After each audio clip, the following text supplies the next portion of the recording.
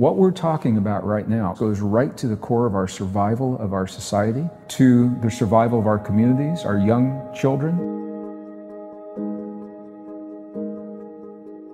We're living in a world that's changing in ways that we've never seen, that we're not conditioned to accept. And the world is changing faster than we have been conditioned to accept in a single generation.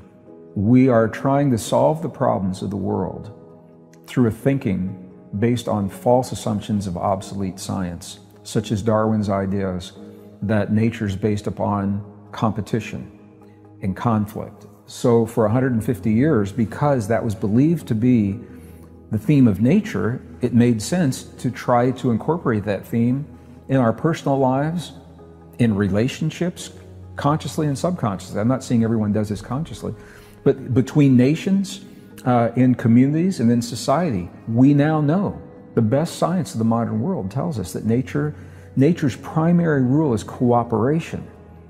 When we see so much competition, that tells us how far we've strayed. We're seeing the rise of hate in ways that we've never seen. We're seeing the rise of hate based upon religion, color of our skin, sexual orientation, hate crimes, and polarization, men against women, Christian against Muslim. And it's not just in the Western countries. You're seeing this all over the world. And it stems, as different as these things are from one another, they're only possible, Brian, because of the way we've been taught to think. It's not natural for humans.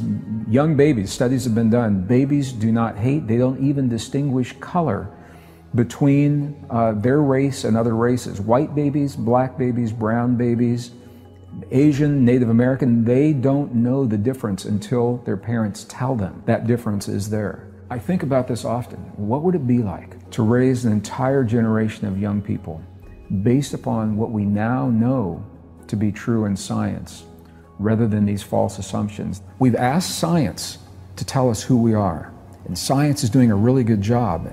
And the question is, are we willing to embrace the story that science is telling us? There is a philosophy now in the scientific community that consciousness informs itself through its creations.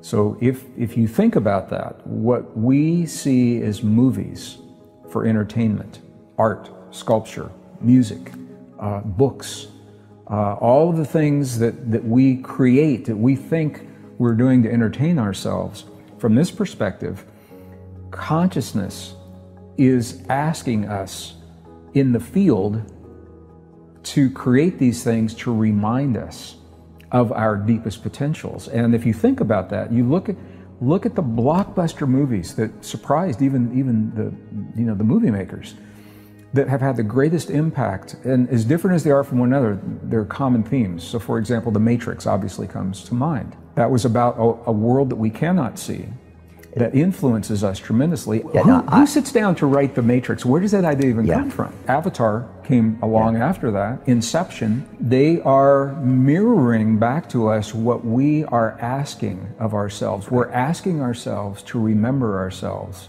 to remember who we are and our potential. And one of the ways that we're doing it, rather than going to a monastery, leaving your family and your life behind and living on a mountain, for the rest of your life, which you can do and it can be fun, we're asking consciousness through our expressions of creation, not just for fun or entertainment, but to tell us what it is that we have forgotten about ourselves.